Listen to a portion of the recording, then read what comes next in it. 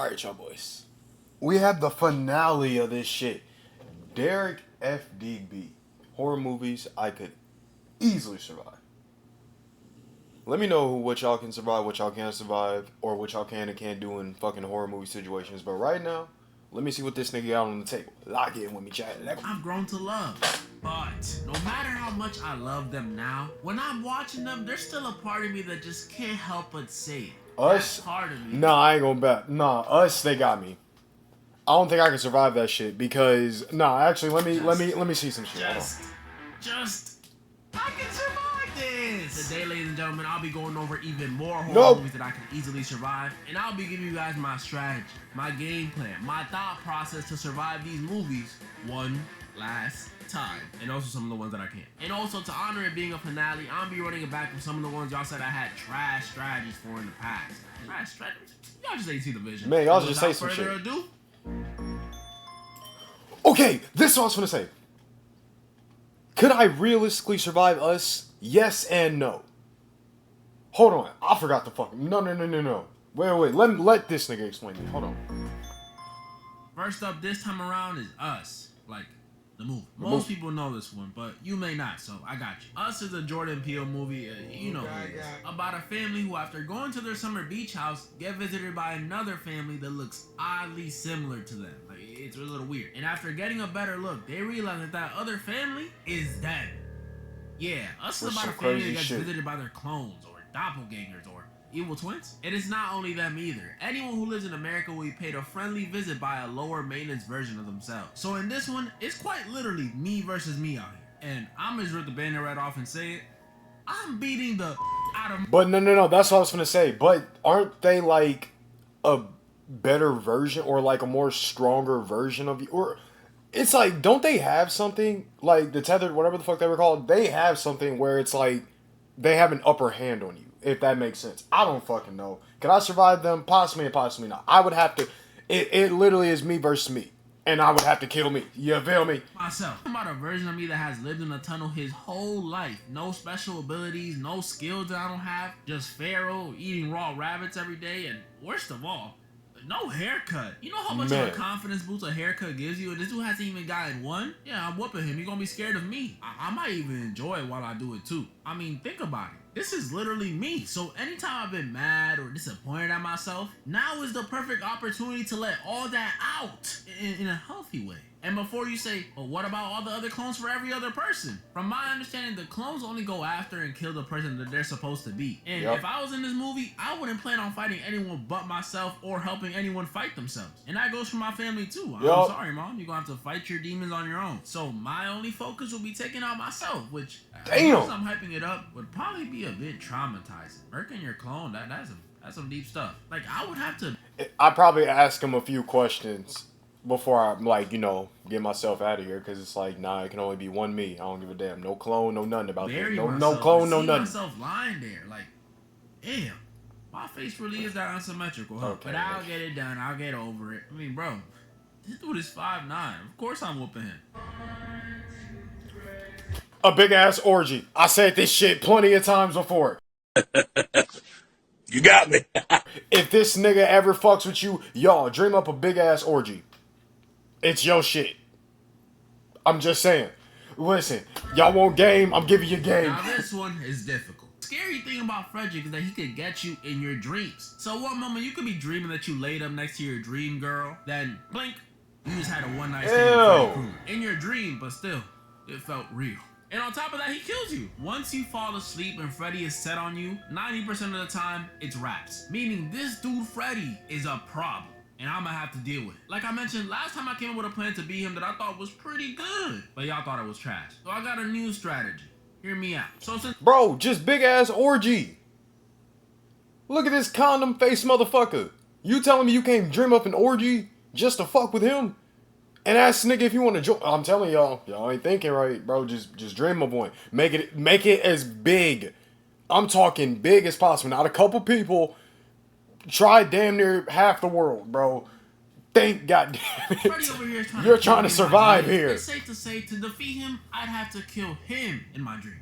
And here lies our first issue. Because I don't know if y'all ever fall somewhere in a dream, but that junk is nearly impossible. It's actually horrible. One of the most frustrating things ever. You'll be trying your hardest to throw a punch and get pieced up 86 times before you even wind your arm back. Punches moving at the speed of a sloth. Like, I thought this was my dream. Why am I losing? And even when the hits do connect, it's either you got freaking Labubu's for fists with how soft the hit is, or the dude you're punching is a brick wall. So I can't even fight Freddy even if I wanted to. Well then, what am I gonna do? Lucid dream.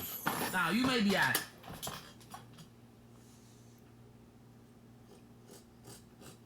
it's damn near the same thing. It's literally damn near the same thing. Derek, what the heck is lucid dreaming? Lucid dreaming is pretty much like regular dreaming, except it's not. Unlike a regular dream where stuff is just happening. In a lucid dream, you could do whatever you want, be whatever you want, create whatever you want, pretty much anything. All because you're aware that you're dreaming. And as someone who has been dreaming every single night without fail since birth, I've gotten plenty of reps in dream world and have had time to hone my abilities. So forget me punching Freddy. If I'm in control of my dream, oh, don't let me be in control of my dream. I could literally summon anything. Who's seen Peacemaker? The second season of episode 1. I'm gonna do it just like that, but bigger. I'm telling you, bro. I'm gonna do it literally just like how that nigga did it, but bigger. Bigger equipment, bigger everything. God damn it! You wanna fuck with me? I'm gonna show you how to fuck with me. An army of sharks, Mike Tyson, and an army of sharks. Whatever I wanna do to defeat him is gonna work. I'm like that kid from Shark Boy and Lava Girl. Max. So y'all can bump my old strategy. I like my new one more anyways. I like my strategy. Just throw paint on this nigga.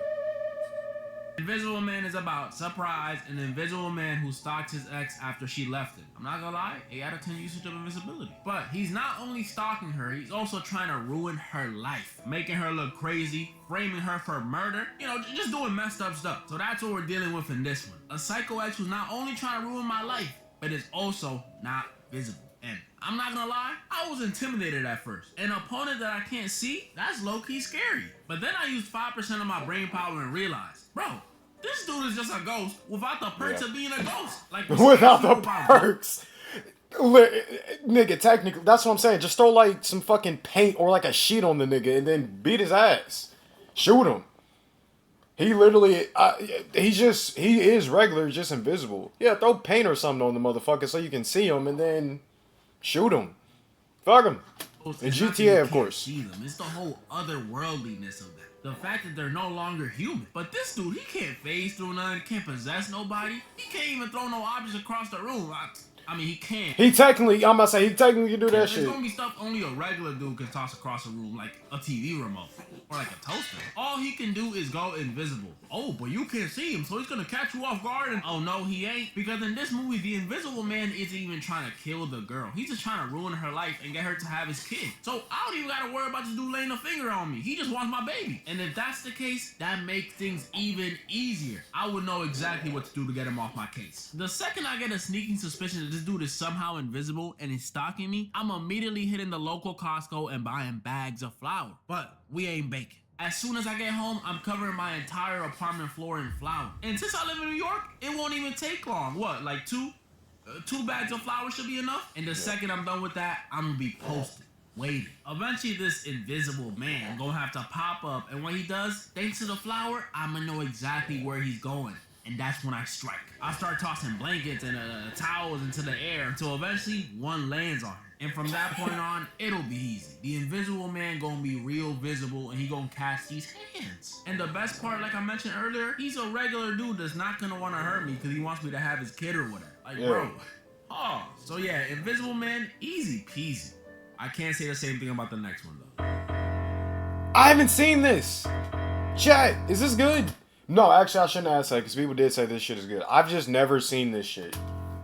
To find out, they actually saved an alien, the Thing. An alien with the ability to take over and shapeshift into any living creature, including humans. Turning this lab of scientists into pretty much, I'm not even joking when I say this, a game of Among Us, trying to figure out that's where they got this shit from. My bad for pausing. Bro, this one is scary. First off, that cute dog was a trap. I thought he was here for belly rubs and petting, but nah, he fooled us. Did us how the whites did the natives, just lies. Secondly, I gotta stress this again. This thing can literally become us. After doing some gross, bloody, body horror looking stuff, it can replace and replicate us down to a T. Everything, your hair, your eyes, it knows if you're in here or out. Bro, think about how terrifying that would be. Until you straight up see someone die, you wouldn't know what's going on, who got turned, or when they got turned. I'm not gonna lie, y'all, this one might be a loss. Y'all know I'm a professional self-glazer, but even I know my limits. If every single dude aboard this spaceship is a genius scientist, and even they're confused, what chance do I have? Have y'all seen my GPA? Putting me in a room with geniuses like this. I'm about to say, put me in a room with you niggas, bro.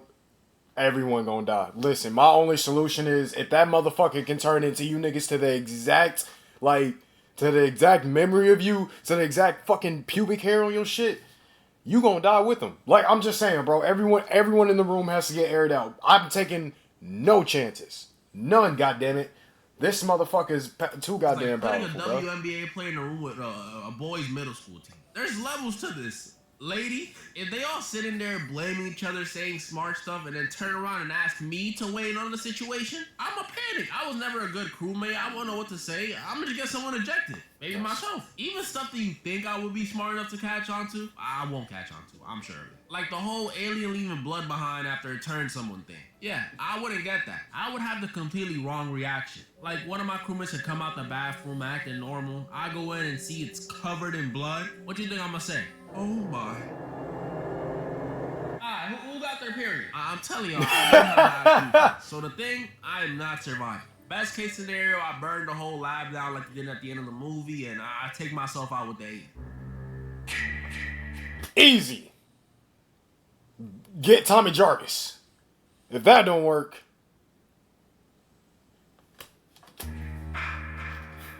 this is another one of the ones. just stay. The best solution for this nigga, stay out of his territory. But he did fucking travel, so just try to avoid him. Cause you can't fight. I'm be 1,000%. Boy, he putting your ass through a pole. I don't know. He doing something that's not gonna be a satisfying death. Like he gonna put poles straight up ass and eye and everything in between, bro. Mediocre strategy for. Or should I say lack thereof? Because last time I said I'll just murk his mom. Friday the 13th, Jason Voorhees, we know him, you know him. Big guy in a hockey mask, chills by a lake, and sometimes rocking a machete, or a spear, or really just anything he can kill you with, he's rocking. Now, before I get into the meat and potatoes of this one, I gotta make something clear, and a lot of y'all not gonna agree, but any version of Jason where he's not a zombie, I'm winning against, no question about it. Last time I gave him way too much credit because I was comparing him to Game Jason. But when you really look at the facts, before part 6, notice how the people Jason killed weren't ever properly prepared. No one ever had a shotgun or a pistol. You know why? Because if Jason pre-part 6 saw a group of teenagers in the woods, partying, doing dumb stuff, looking like an easy kill, but they all had Glocks on their hips, he would have turned right back around and would have took his big back to his mama's crib and waited till next summer. True. And that's probably happened before. Why do you think there was a 2-year break between part 3 and part 4? Jason was still mortal. He wasn't trying to get shot. That's the Jason I gotta worry about. Because this Jason not only has the hunting skills and brute strength of the previous Jason, but since he was literally revived from his grave, this guy probably smells like shit. Really though, I mean, thanks to it, he's immortal and stuff. It's not that big of a problem compared to, that. You know that nigga smell like fuck. Chased by Jason gets... Well, that's rotten flesh. That nigga smell like homeless people sex, pigeon sex, fucking just ass. Boy, you smell like the fucking New York subway and shit, bro. Like, that boy, no wonder that nigga traveled to Manhattan. That nigga blended right in with the smell, bro. I ain't... Much have a plan still. I addressed this recently, but the reason 90% of the people in Jason's movies die is for 2 reasons: stupidity and booty calls. For some reason, even before part 6, these dudes have been willingly showing up to a secluded camp knowing that there's rumors of a psycho killer there and getting down every single time. Babe, let's go skinny dipping. What is wrong with y'all? So what's gonna immediately give me an edge in this situation is just simply abstaining. Might be a little hard though. Telling me to turn off my charm is like telling a bird not to fly. I mean, even the other day, I was walking by this spot and this group of ladies called me handsome. I love nursing homes. But once I'm at the game, my plan will already be in motion. Because not only will I get to keep my clothes on, but now I'm no longer Jason's priority target. Meaning, all I gotta do is chill in the cabin, don't go outside. When I hear a strange noise, don't go investigate it. And most importantly, the big key to surviving this one. The second I hear a scream, just get the heck out of there. And you may be like, how, Derek? You can't outrun Jason. Well, a lot has changed in these last 2 years, because now your boy can drive. Yeah, so he may be able to outrun me, but good luck outrunning a 2013 Acura TF. And I don't care if you say, running away from Jason is so lame. I've seen him punch a dude's head off. I'm trying to survive. You fight Jason then. I just recently watched this shit. Good movie. But just shoot this nigga. I don't know why homeboy didn't just shoot this nigga off rip. This is an easy survival. Now, is this motherfucker Daredevil 2.0? Damn near 3.0? Yes. But just shoot this nigga. This guy was a blind ex-Navy SEAL. And after seeing that he's strapped, they have to find a way to get out his kill without being attacked. Yeah, this is a good movie. Great even. But as much as I like it, this one is just too easy. Just shoot him. Navy SEAL or not, he's a blind old man. This isn't the freaking the stone pillar we're talking about. Yeah, he's a veteran and he does have a gun. But we acting like this dude got seismic sense or something. Like he's gonna click his tongue and know where everything's at. Nah, it's nothing. It's nothing like that at all. He got regular ears just like me and you. Like, come on, y'all can't tell me the title isn't dragging it a bit. Don't breathe? Bro, you can breathe, bro. If he's in the other room, you can breathe. Just don't go around panting like a dog. I'd honestly be more scared this dude panic shooting me than like putting me in a blind Navy SEAL chokehold. And yeah, some parts of the dude's house are really dark and the dark is pretty scary. But what's stopping me from picking up my phone and turning on my flashlight? It's not like he's gonna see it. That's what I'm saying. The second I see him pull off some crazy military-ish on one of my burglar buddies, I'm gonna be like, that. And I'm not wasting no time. I'm taking my shoes off, turning on my flashlight, and tiptoeing myself out that door. And worst case scenario, if he boards up all the doors and windows before I can escape, I have a surefire way to take him out. But it may come with a sacrifice. If he's in my vicinity and I truly feel like he's about to find me, I'll have to do it. I'll have to potentially sacrifice my phone. I'll open up TikTok and play one of those. Y'all know those play this if you feel unsafe audios? Yeah, I'll play one of those and slide my phone to the other side of the room. From there, he'll either be too terrified or too distracted to know what's going on behind him. Then I'll tap him on the shoulder. Whoa, bang! A vase straight to the head. And he literally won't see it coming. He won't see it coming. Before y'all try and shade me and be like, oh, but you're a burglar in this scenario and that's an innocent old blind man. No. If you've seen the movie, you know what's in his basement. So a vase to the face is calm compared to what these predators are going to do to him when I call the cops. And yeah, it's just that easy. I mean, come on, y'all. This is a blind guy. Would y'all be scared to rob, I don't know, Stevie Wonder's crib? No. Insanely talented artist, but I don't think he won't be able to stop me from robbing him in a one-on-one. I'm dead.